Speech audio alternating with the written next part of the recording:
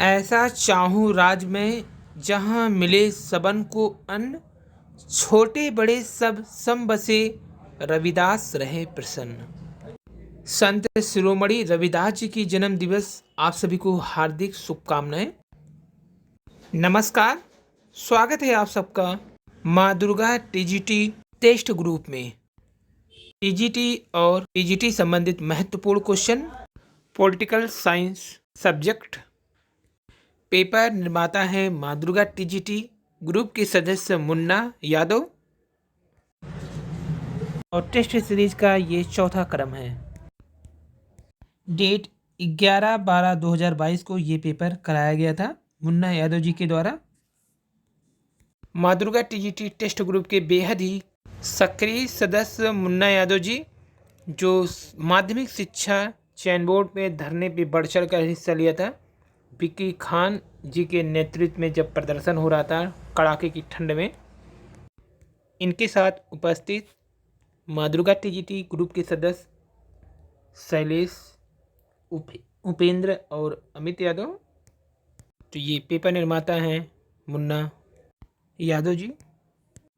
Question number 1 है, भारत में पहली निर्वाचित संसद गठित की गई थी कब? तो 6 मई 1952 को पहला निर्वाचित संसद गठन किया गया था। क्वेश्चन नंबर 2 है, लक्षद्वीप किस उच्च न्यायालय के अंतर्गत आता है? तो यह आता है केरला उच्च न्यायालय के अंतर्गत। संप्रभुता का विभाजन एक धोखा है, ये कथन है रूसो का। क्वेश्चन नंबर 4 है, शीत युद्ध का सर्वप्रथम प्रयोग किसने किया था? तो बर्नार्ड बरूच ने किया था शीत युद्ध शब्द का सर्वप्रथम प्रयोग। क्वेश्चन नंबर 5 है, लोकसभा में अनुसूचित जातियों व जनजातियों के लिए क्रमशः कितनी सीटों का निर्धारण किया गया है? तो लोकसभा के लिए जो एससी कास्ट हैं उनके लिए 84 और एसटी के लिए 47 यानी 47 सीटों का निर्धारण किया गया है। ये अनुपात है 84 और 47, ऑप्शन सी। किसने सामाजिक समझौता की आलोचना किया है? तो सामाजिक समझौता का अगर किसने आलोचना किया है वे है राइन, ऑप्शन बी। अगर मिलान करें तो हीगल है, ऑस्टिन है, मैकाइवर है और गार्नर। तो हीगल का जो जाएगा वो चौथे पे जाएगा तत्वशास्त्रीय, ऑस्टिन का जाएगा तीसरे पे न्यायिक, मैकाइवर का जाएगा समाजशास्त्री, जबकि डी ऑप्शन गार्नर का जाएगा विवरणात्मक। क्वेश्चन नंबर 8 है, राष्ट्रपति को भाषा से संबंधित सलाह देने के लिए एक आयोग का उपबंध किस अनुच्छेद में किया गया है? तो 344 में राष्ट्रपति को भाषा से संबंधित सलाह देने के लिए एक आयोग का उपबंध किया गया है। क्वेश्चन नंबर 9 है, किस अनुच्छेद के तहत तदर्थ न्यायाधीश की अवस्था यानी व्यवस्था की गई है? तो तदर्थ न्यायाधीश की व्यवस्था जो किया गया है वो 127 अनुच्छेद में किया गया है तदर्थ न्यायाधीश। और अगर बात करें भारत में कलेक्टर पद का सृजन किसने किया? तो वारेन हेस्टिंग्स ने किया है भारत में कलेक्टर पद का सृजन। क्वेश्चन नंबर 11 है, अरस्तु सर्वप्रथम राजनैतिक वैज्ञानिक है, किसने कहा? ये मैक्सी ने कहा है। एलिमेंट ऑफ सोशल जस्टिस पुस्तक किसकी है? तो ये पुस्तक है एल.टी. हॉबहाउस की। एल.टी. हॉबहाउस का ही कथन था। सामान्य इच्छा के प्रति वास्तविक आपत्ति यह है कि जहाँ तक यह इच्छा है सामान्य नहीं है, तथा जहाँ तक यह सामान्य है या इच्छा नहीं है। ये हॉबहाउस का कथन है कि जहाँ तक इच्छा है वो सामान्य नहीं है, जहाँ वह सामान्य है वो इच्छा नहीं है। क्वेश्चन नंबर 13 है, किसी मध्य युग का अरस्तु कहा जाता है? थॉमस एक्विनास को कहा जाता है। क्वेश्चन नंबर 14 है, एंटी ड्यूरिंग किसकी रचना है? तो एंजिल की रचना है ये। और हॉब्स को लेवियाथन राजनीतिक दर्शन की श्रेष्ठ कृति है, किसका कथन है? ऊकसाट का कथन है ये। क्वेश्चन नंबर 16 है, भारतीय राजनीतिक संस्कृति से संबंधित पुस्तक पॉलिटिक्स इन इंडिया की रचना किसने किया है? तो ये रजनी कोठारी ने किया है। भारतीय संविधान के किस संशोधन द्वारा आंतरिक अशांति पद के स्थान पर सशस्त्र विद्रोह शब्द का प्रयोग किया गया है? तो ये जो प्रयोग किया गया है सशस्त्र शब्द का प्रयोग 44वें संविधान संशोधन के द्वारा। क्वेश्चन नंबर 18, यदि पुरुषों के लिए उसी प्रकार से है जैसे स्त्रियों के लिए मातृत्व, तो ये मुसोलिनी ने कहा था, जैसे स्त्रियों के लिए मातृत्व है वैसे पुरुषों के लिए युद्ध है। किसने कहा अस्पृश्यता हिंदू समाज पर एक कलंक है? M.K. गांधी ने कहा। लेसेसफेयर का क्या अभिप्राय है? तो व्यक्ति को अकेला छोड़ दो।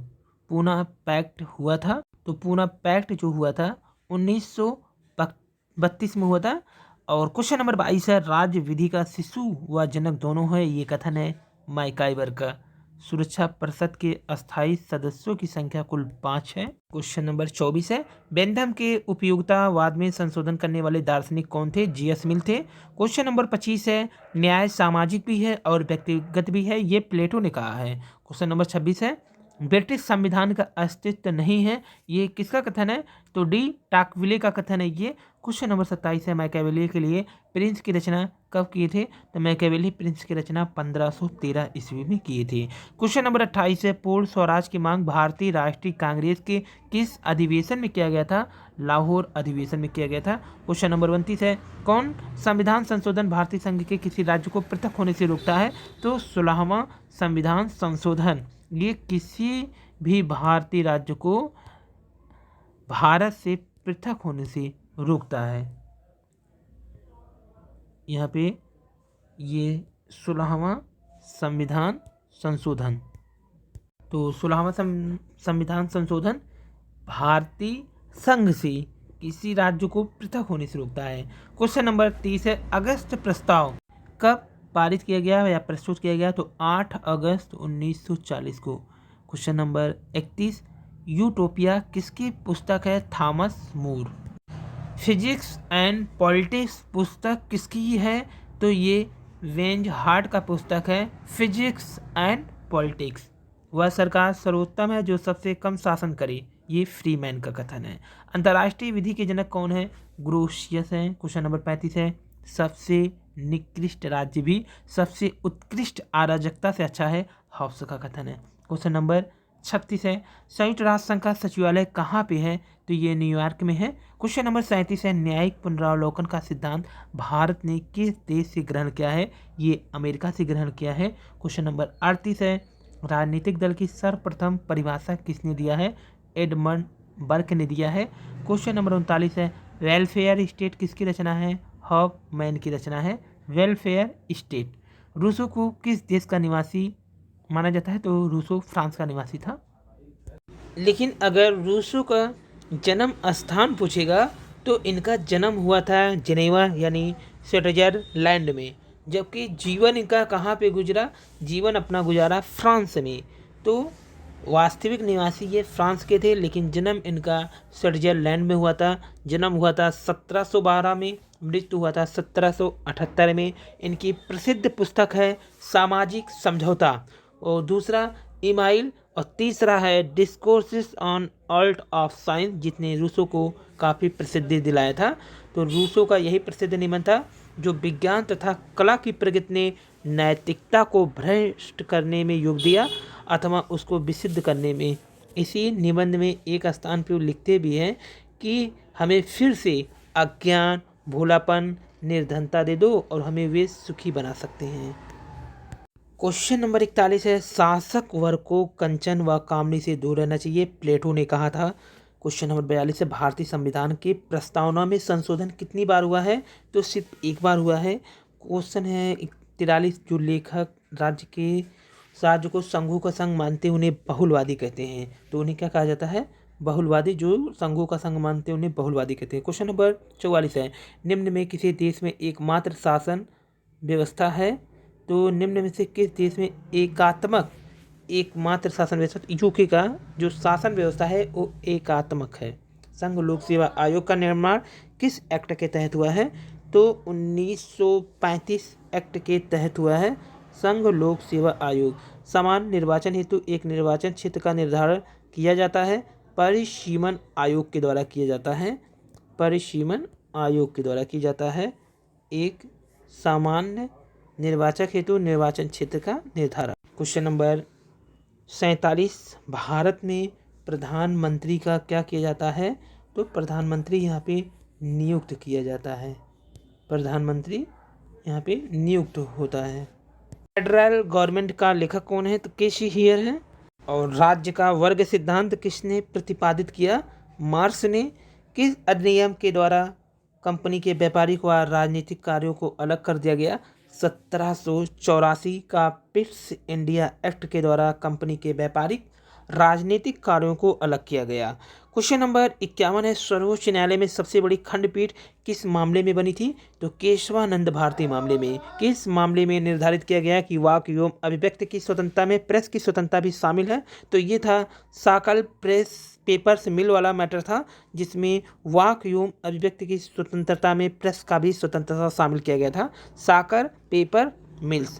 क्वेश्चन नंबर 53 है, सरकार की आचार संहिता का उल्लेख संविधान के किस भाग में है, तो ये भाग 4, इसे सिविल संहिता भी कहते हैं, इसी में सरकार की आचार संहिता का वर्णन है। क्वेश्चन नंबर 54 है, विवाह व तलाक किस सूची का विषय है, तो ये समवर्ती सूची का विषय है, विवाह और तलाक। क्वेश्चन नंबर 55 है, भारत में राजनीतिक दलों को संवैधानिक मान्यता कब मिला, तो 1985 में। क्वेश्चन नंबर 56 है, जुलाई 1946 में कितने स्थानों के लिए चुनाव हुआ था, कुल 296 स्थान के लिए। क्वेश्चन नंबर 57, संविधान के भाग 3 में दिए गए मूल अधिकार क्या है, तो राज्य व व्यक्ति दोनों के विरुद्ध प्राप्त हैं। उपराष्ट्रपति पद का प्रावधान कहाँ से लिया गया है, तो ये 58 क्वेश्चन का आंसर अमेरिका से लिया गया है, उपराष्ट्रपति पद।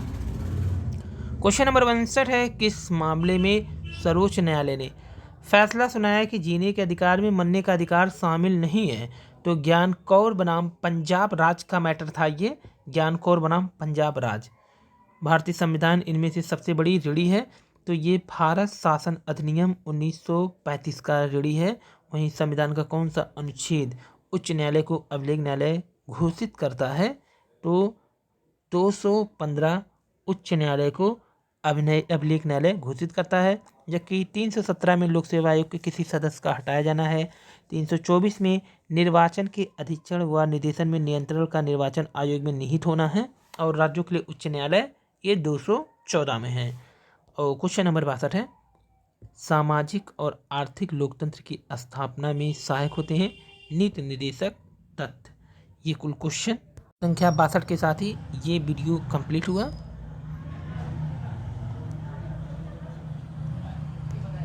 क्वेश्चन नंबर 59 में विजय शर्मा बनाम भारत संघ, मोहिनी जैन बनाम कर्नाटक राज्य और विशाखा बनाम राजस्थान राज्य का क्या मुकदमा था। बात करें विशाखा बनाम राजस्थान राज्य का मुकदमा, तो कार्यस्थल पर यौन उत्पीड़न को रोकने के लिए दिशा निर्देश जारी करना। विशाखा बनाम राजस्थान राज्य, विशाखा मामले में कार्यस्थल पर महिलाओं के यौन उत्पीड़न के संदर्भ में न्यायिक सक्रियता अपने शिखर पर पहुंच गई थी, और पहली बार भारत में यौन उत्पीड़न को आधिकारिक रूप से परिभाषित किया गया। इस याचिका में कोर्ट से आग्रह किया गया था कि कामकाजी महिलाओं के बुनियादी अधिकारों को सुनिश्चित कराने के लिए संविधान की धारा 14, 19 और 21 के तहत कानूनी प्रावधान किए जाए। महिला गुट विशाखा और अन्य संगठन की ओर से दायर इस याचिका को विशाखा और अन्य बनाम राजस्थान सरकार और भारत सरकार के मामले के तौर पर भी जाना जाता है।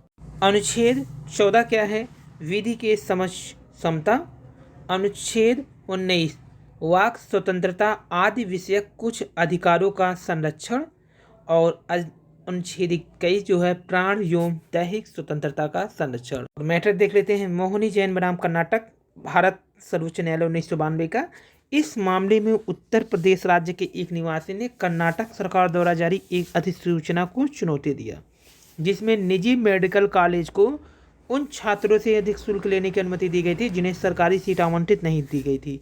तो भारत के सर्वोच्च न्यायालय ने माना कि निजी शिक्षा संस्थान द्वारा कैपिटेशन फीस की वसूली शिक्षा के अधिकार का उल्लंघन करती है, जैसा कि जीवन और मानव सम्मान के अधिकार और कानूनी के समान संरक्षण के अधिकार से निहित है। एक स्पष्ट संवैधानिक अधिकार के अभाव में न्यायालय ने शिक्षा के अधिकार की व्याख्या भारतीय संविधान के अनुच्छेद 21 के तहत जीवन के अधिकार की पूर्ति के लिए एक आवश्यक शर्त के रूप में की।